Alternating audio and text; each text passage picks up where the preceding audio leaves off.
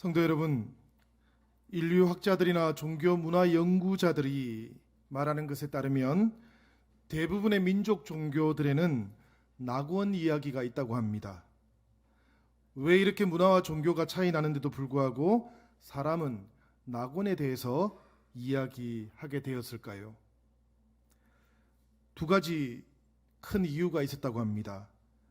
첫째는 현실 생활에서 탈출하고 싶은 마음 때문이었습니다. 지금의 삶이 행복하고 또 만족스럽다면 사람들은 구태여 낙원을 그리워하지 않았을 것이기 때문입니다. 그런데 또 다른 이유도 하나 있다 그럽니다. 그것은 현재의 상황이라든지 고통의 원인을 설명하고 싶었기 때문이랍니다. 불행과 고통의 원인이 무엇일까 설명해 보고 싶은 모든 현상들이 다 있었다라는 이야기예요. 고통의 원인이 죄 때문일까? 만약에 죄 때문이라면 죄라는 것은 도대체 무엇일까? 이런 것에 대한 물음을 던져 보았고, 그리고 그렇게 물음을 던지고 답을 구하다 보니까 죄가 없던 상태, 고통이 없던 상태도 사람들은 생각을 하기에 이르렀던 것이지요. 그것을 낙원이라고 그렇게 부르고 성경은 그것을 에덴이라고 그렇게 부르고 있습니다. 오늘 창조절 첫 번째 주일을 맞이하면서 우리도 이 낙원을 상실해 버렸던 사람들에 대한 이야기와 또 낙원에서 추방당한 다음 저 에덴 동편에서 살아갔던 사람들의 삶을 통해서 하나님께서 어떻게 사람들과 함께 하셨는지를 오늘 한번 묵상해 보고자 합니다. 사람들의 삶을 돌아보기 전에 먼저 이 성경이 말하고 있는 죄의 기원이 된다고 할 만한 존재가 하나 있지요.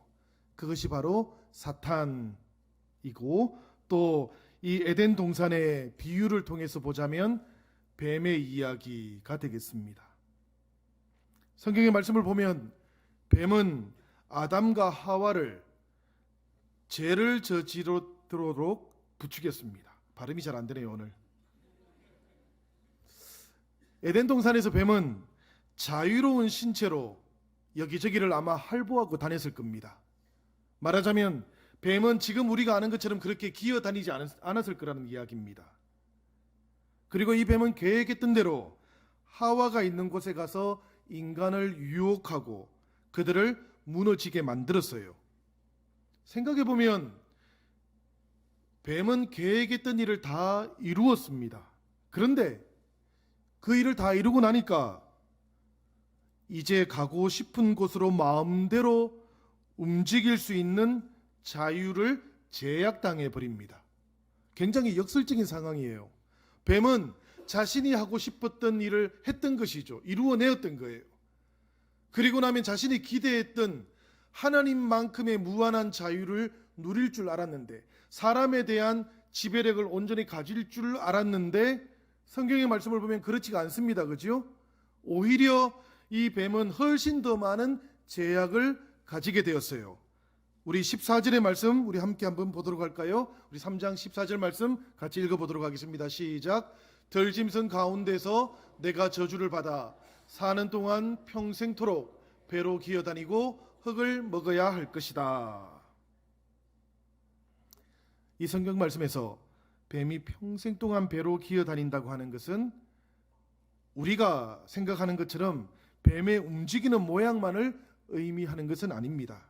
이것은 본질적으로 뱀이라는 피조물의 자유가 제약되었고 축소되었다라는 것을 가리키는 말입니다. 우리가 성경을 묵상하다 보면 성경이 전하고 있는 이 낙원 추방의 사건에서 가장 중요한 주제가 바로 이 자유의 상실이라는 것을 발견합니다. 그리고 이 자유의 상실이 처음에 기대했던 것하고는 좀 다른 역설적인 결과라는 것도 우리가 발견하게 돼요. 선과 악을 알게 하는 나무의 열매만 먹으면 하나님의 지위조차도 다 내 것이라고 생각했던 사람들이 있었지 않습니까? 그런데 선과 악을 알게 하는 그 나무의 열매를 먹고 난 다음에 사람들은 오히려 자유를 상실하게 되었습니다. 뱀도 마찬가지였던 것이죠. 이제 이 인간들을 하나님 편에서 내 편으로 끌고 오게 될 것이다. 그리고 나면 내 마음대로 부릴 수 있게 될 것이고, 그리고 나면 이 에덴 동산에서 나의 자유는 무한정 커지게 될 것이다. 이렇게 생각을 했던 것인데 오히려 흙을 기어다니는 신세가 되고 말았다라는 것이 성경이 우리에게 알려주고 있는 이 낙원상실의 현장입니다. 이 에덴 동산, 특히 이 뱀의 이야기들을 묵상하면 여러분, 우리가 이런 생각도 하게 됩니다. 다른 사람을 생명의 자리에서 죽음의 자리로 끌고 가면서 권세가 생길 줄 믿고 있는 사람들은 온 천지를 기세 좋게 다닐 것 같지만, 그러나 오히려 바로 그 때문에 온 세상을 기어다니는 신세가 되고 말 것이다 라는 성경의 가르침이 있어요. 아무리 좋은 것을 먹어도 결국에는 흙을 먹는 것 같은 인생이 될 것이다 라는 그런 가르침이 이 에덴 동산의 진리이기도 합니다. 얻는 것과 잃어버리는 것, 잃어버리는 것과 얻는 것, 그 사이의 역사를 성경은 계속해서 우리에게 알려주고 있습니다. 처음에 이 에덴 동산의 이야기에서부터 나중에 예수님께서 앞선 자가 뒤처지게 되고 나중된 자가 처음 될 것이다 라고 말씀하시는 그때에 이르기까지 성경은 이 구약 성경의 이야기에서부터 복음서의 이야기까지 계속해서 사람이 이 세상을 살아가는 동안에 진정으로 얻게 되는 것과 잃게 되는 것, 잃게 되는 것처럼 보여도 진정으로 얻게 되는 것의 역설적인 모습들이 존재한다라는 것을 우리에게 알려주고 있는 것입니다. 이것은 하나님을 믿는 사람들의 잘 알려져 있는 비밀이지요. 여러분들은 이 가르침을 따라서 이 세상 가운데 진정으로 생명을 얻는 사람들로 살고 계십니까? 진정으로 교회 안에서 우리들은 먼저 된 자가 나중되는 이 이치를 깨달으면서 우리들 스스로 먼저 섬기는 자의 자리에 스스로를 위치시키고 있습니까? 이런 역설적인 진리가 드러나는 곳이라야 예수 그리스도의 교회인 줄로 믿습니다. 우리 영신교회가 오늘 창조절 첫 번째 주일을 맞이하면서 바로 이 에덴 동산이 우리에게 알려주고 있는 이 엄중한 진실 앞에서 우리의 모습을 돌아볼 수 있기를 바랍니다. 하와의 이야기를 나누어 봅시다. 16절의 말씀을 먼저 한번 우리가 읽어보겠습니다. 한번 같이 읽어보겠습니다. 시작. 내가 너에게 임신하는 고통을 크게 더할 것이다. 너는 고통을 겪으며 자식을 낳을 것이다. 내가 남편을 지배하려고 해도 남편이 너를 다스릴 것이다. 임신을 하고 아이를 낳게 되는 일련의 과정은 쉽지 않은 일입니다. 본래 에덴 동산에 있을 때에도 하와는 임신을 하고 출산을 했습니다. 다만 범죄를 하고 난 다음에 하나님께서는 이 출산에다가 고통을 더하셨습니다. 하나님께서 왜 이런 고통을 하와에게 주셨을까요? 하나님께서 사람이 고통당하고 괴로워하는 것을 즐기기 위함은 아니었습니다. 하나님은 그런 하나님은 아니시지 않습니까? 그런데 우리가 에덴을 생각하면 그곳에는 한 가지 문제가 있었습니다. 무엇인가 하면 그 에덴에 살고 있던 사람, 그들은 하나님께서 거저 주신 것에 대해서 쉽게 생각했습니다. 하나님께서 은혜로 주신 것을 값 없는 것으로 여겨버렸습니다. 그리고는 그들이 범죄를 하고 나니까 이제 그 책임을 거저 주신 분에게 돌리고 있는 것이지요. 하나님께서 아담을 찾아와서 내가 왜 이런 일을 하였느냐라고 했을 때 아담이 무엇이라고 대답을 합니까? 하나님께서 내게 붙여주신 이 여자가 나에게 이것을 먹어보라고 했습니다 라고 했어요. 얼핏 보면 하와에게 책임을 돌리는 듯 하나 그 말의 이면에는, 그 대답의 이면에는 하나님께서 이 여인을 제게 주셨지 않습니까? 라고 하나님께 책임을 묻고 있는 아담을 발견합니다. 은총을 그저 베푼 분에게 책임을 물어야 하는 것입니까, 여러분? 사실은 은총에 대해서 깊이 감사하지 못하는 사람에게 문제가 있는 것이지요. 아무런 대가 없이 그저 주신 분에 대해서는 감사로 응답하는 것이 마땅합니다. 너무 좋은 것을 쉽게 주었기 때문에 그 가치를 사람은 에덴 동산에서 깨닫지를 못했던 것이죠. 하나님께서 사람에게 가장 귀하고 소중한 것이 무엇인지를 보니까 자녀였습니다. 자녀가 사람에게는 가장 귀하고 존귀한 존재였던 것이죠. 하나님께서 아담과 하와에게 출산을 하게 되었을 때 그 가장 귀중하고 소중한 것을 얻기 위해서는 얼마나 큰 수고를 해야 되는지를 알게 하고자 하셨습니다. 무슨 이야기인가 하면 하나님께서 에덴을 창조하시고 하나님께서 그 에덴의 모든 피조물들을 창조하셨을 때 하나님께서도 그 창조의 모든 마음을 다 쏟으신 것을 하와가, 아담이 알기를 원하셨다는 이야기입니다. 하와는, 그리고 아담은 가인이 태어났을 때 하나님께서 주신 이 귀한 생명이 얼마나 소중한 것인지를 잘 알게 되었어요. 그저 주시지 않았다는 것도 알게 되었습니다. 하나님께서도 우리를 창조하셨을 때에 이런 마음이었구나라는 것을 비로소 깨닫게 되었습니다.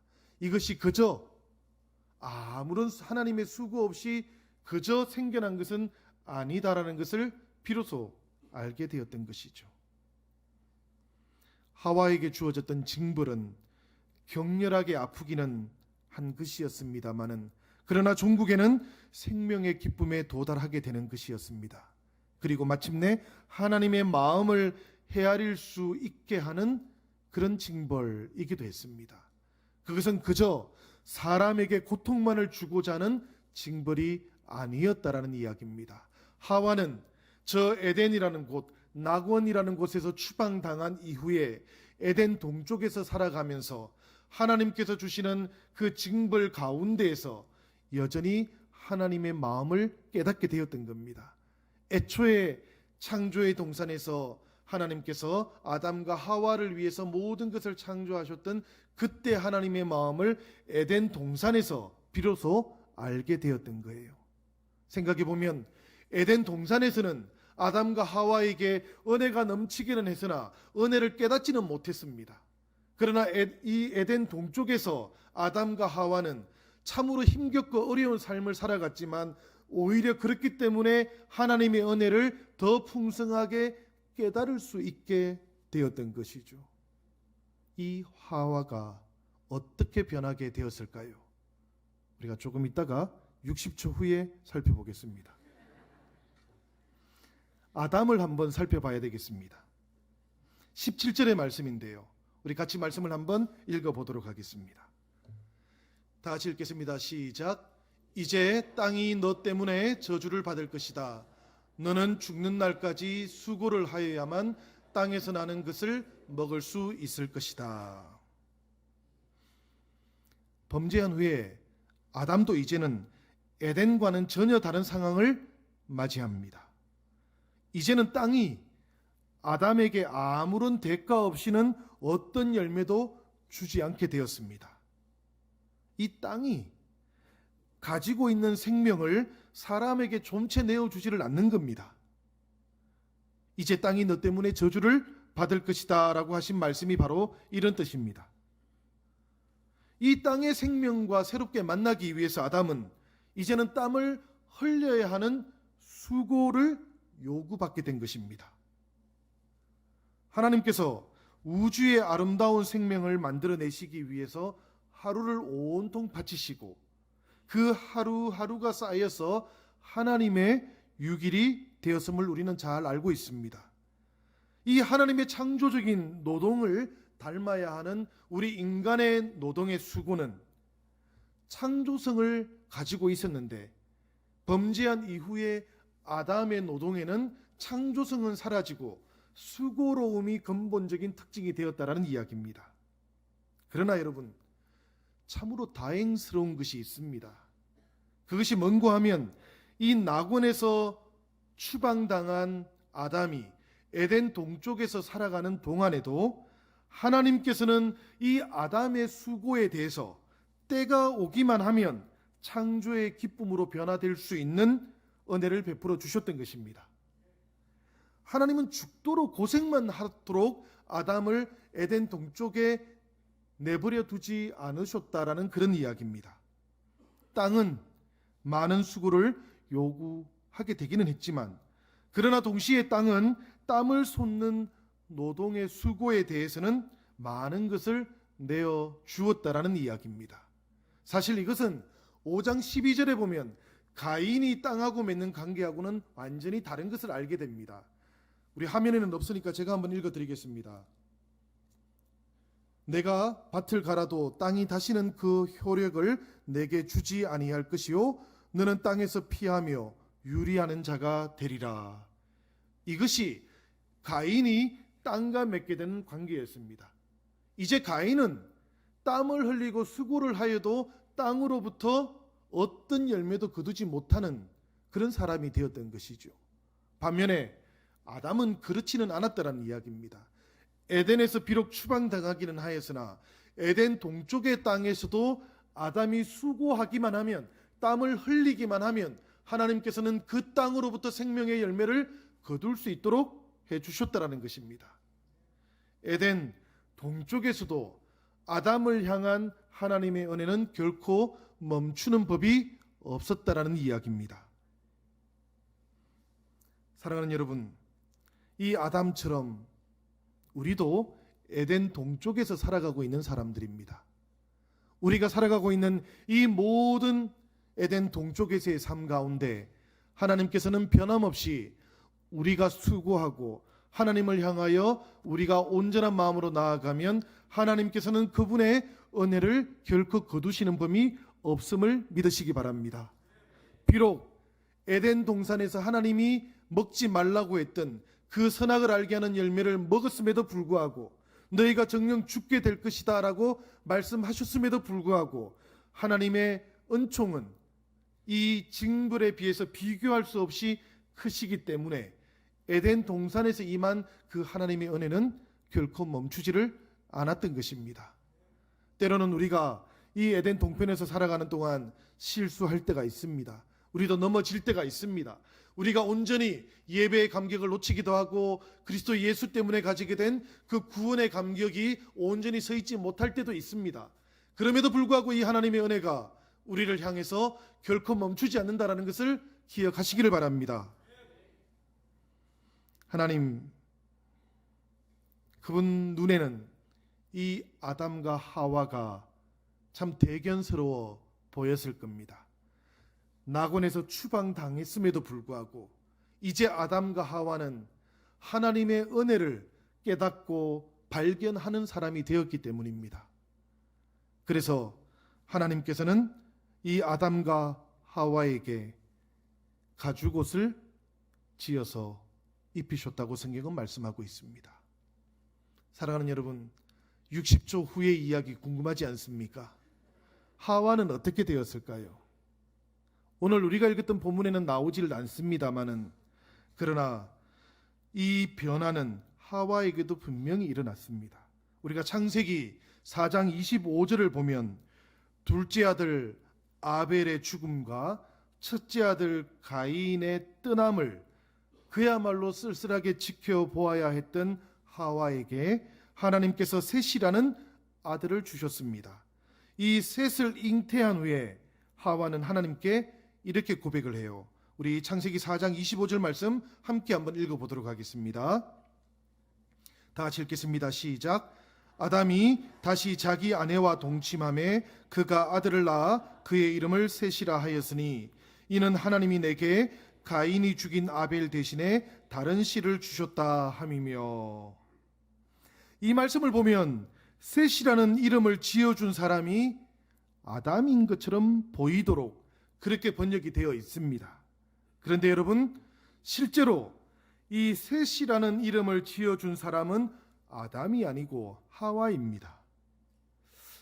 유감스럽게도 우리말 번역이 1960년대 우리나라 상황을 반영해서 이름을 지어주는 것은 당연히 아버지일 것이다, 이렇게 생각해서 아담이 이름을 짓는다고 번역을 해버렸습니다.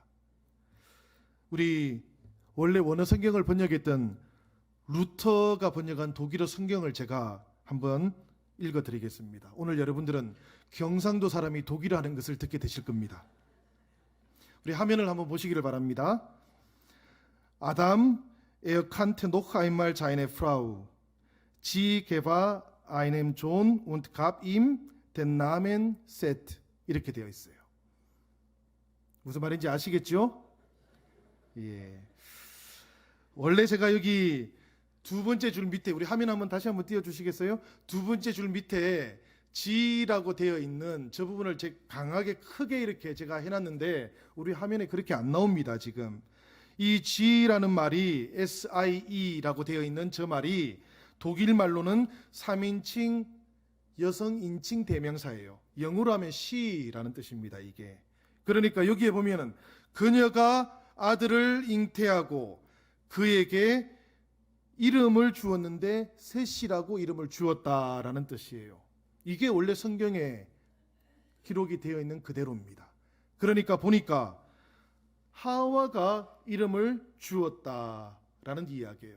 이 하와가 낙원에서 추방당한 다음에 마음이 얼마나 힘들었겠어요. 자기 때문에 남편이 하나님으로부터 추방을 당했다는 생각이 있지 않았겠습니까? 자기 때문에 낙원에서 앞으로 추방당해서 우리는 살아야 되는구나라는 그런 죄책감도 있었지 않았겠습니까?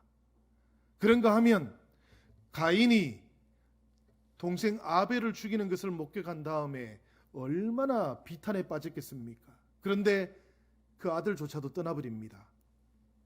4장 1절을 보면 이 가인이 태어났을 때 하와가 하나님께 뭐라고 하는지도 우리가 한번 볼 수가 있어요. 한번 보겠습니다. 4장 1절입니다. 같이 한번 읽어볼까요? 시작. 아담이 그의 아내 하와와 동침하매 하와가 임신하여 가인을 낳고 이르되 내가 여호와로 말미암아 득남하였다 하니라. 가인이 태어난 것을 하와는 아주 분명하게 하나님으로 인해서 내가 득남하였다, 하나님께서 나에게 이 생명을 주셨다라고 그렇게 고백을 하는 거예요. 생명의 축복을 받았던 에덴에서 쫓겨났는데 추방당했는데 지금 하나님께서 우리 가정에 생명의 축복을 주셨다, 이것은 하나님께서 주신 것이다, 이렇게 고백하고 있는 것이죠. 본래 에덴에서 죄를 범한 다음에 아담이나 하와나 똑같이 가장 먼저 했던 게 뭔고 하면 책임을 서로 미루는 것이었습니다. 아담은 하와에게, 하와는 뱀에게, 그리고 실제로는 하나님에게 모든 책임을 미루는 존재들이었어요. 그랬는데 오히려 하나님께서 낙원에서 내어보내신 다음 에덴 동편에서 살아가는 삶의 과정들을 거치는 동안에 하나님께서 징벌처럼 보여주신 그 은혜죠. 그것을 경험하고 살아가는 동안 아담도 하와도 변화되기 시작했던 겁니다. 그 변화의 과정 속에서 하나님을 새롭게 만나게 되었고 하나님께서 그들 가운데 어떻게 함께 동행하시는지를 알게 되었던 거예요. 그래서 아담은 하나님으로부터 그 징벌을 받아서 땀을 흘리는 수고를 해야만 땅으로부터 소산을 얻게 될 것이다 라는 그 말씀을 들은 이후에 이 자기 아내를 향해서 이름을 하나 붙여주는데 그 이름이 뭔가 하면 하와였습니다. 이 하와라는 이름의 뜻은 생명의 어머니라는 뜻이지요. 하와라는 이름은 하나님께서 지어주신 것이 아닙니다, 여러분. 하와라는 이 생명의 어머니라는 이름은 아담이 아내에게 지어준 이름이었어요. 이전까지는 원망하고 책임을 전가하던 아담이었는데 하나님께서 주시는 그 징벌을 받아서 오히려 하나님의 생각과 마음을 이해하고 나니까 자신의 아내를 향한 새로운 생각이 들었던 것이죠. 책임을 미루고 비난하는 것이 아니라 내 아내를 향한 화해가 되어 있는 마음을 가지고 하와라는 이름을 붙여주게 되었던 겁니다. 사랑하는 여러분, 오늘 저는 이 에덴 동산에서 있었던 이 이야기를 통해서 하나님께서 변함없이 아담과 하와에게 비록 나그는 아니지만 나근 바깥에 있는 에덴 동편에서도 그분의 은혜를 변함없이 보여주고 동행하셨다라는 것을 여러분들에게 전하고 싶었습니다. 우리가 에덴 이 낙원은 아니지만 지금 낙원 바깥에서 살아가는 우리의 삶 가운데에도 변함없이 하나님께서는 우리에게 은혜를 베풀어 주시고 우리와 동행하고 계시다라는 것도 말씀드리고 싶었습니다. 그리고 그 낙원으로 가는 그 길이 여전히 존재하고 있다라는 것도 말씀드리고 싶었습니다. 오늘 우리가 봉독했던 말씀을 보면 하나님께서 낙원에서 추방시킨 이후에도 낙원으로 가는 그 길을 하나님께서 없애지 않지 않습니까? 그 길이 여전히 존재합니다. 다만 하나님께서는 그 길을 천사들을 통해서 막아놓고 계셨다라고 그리 말씀하셨던 것이지요. 하나님께서 바로 그런 우리들을 위해서 이 에덴 동산 바깥에 있는 우리들을 위해서 어느 날인가 그 낙원으로 가는 그 길을 다시 열어주셨습니다. 내가 바로 그 길이다 말씀하셨던 예수 그리스도의 길이 바로 이 낙원으로 가는 길이었던 것이지요. 하나님께로 가는 길이고 하나님과 함께 우리 삶 가운데 온전한 에덴이 회복되는 길인 줄로 믿습니다. 사랑하는 여러분, 예수 그리스도와 이 창조절에 새롭게 그리고 깊이 만나보시기를 바랍니다. 여러분들의 인생을 찾아오셨던 예수 그리스도, 그분이 참으로 하나님께로 가는 길이고 낙원을 우리 삶 가운데 회복시키는 길이라는 것을 체험하는 은혜가 이 창조절에 우리들 모두의 삶 가운데 다시 한번 확인되기를 바랍니다. 그리고 우리들의 삶뿐만 아니라 우리와 함께 살아가고 있는 이 땅의 모든 자연들 가운데에도 이 창조절에 낙원으로 가는 길이 회복되기를 바랍니다. 사랑하는 여러분, 우리가 살아가는 이 삶의 방식들 때문에 이 땅에 하나님께서 창조하신 자연들이 얼마나 탄식하고 실험하고 있는 줄을 모릅니다. 그들은 여전히 하나님의 자녀들이 나타나기를 기다리고 있다고 말씀하는데 하나님의 자녀들이 나타났는데도 불구하고 여전히 이 시대의 자연들은 고통당하고 탄식 가운데 있지 않습니까? 유감스럽게도 아마존이 불타고 있지 않습니까? 우리가 우리의 삶을 하나님 앞에서 다시 돌아보아야 할 때입니다. 창조절 첫 번째 주일에 우리들 다시 한번 우리의 삶이 온전한 창조의 청지기로서의 삶인지 돌아볼 수 있기를 우리 주님의 이름으로 축원합니다. 우리 같이 찬송하겠습니다.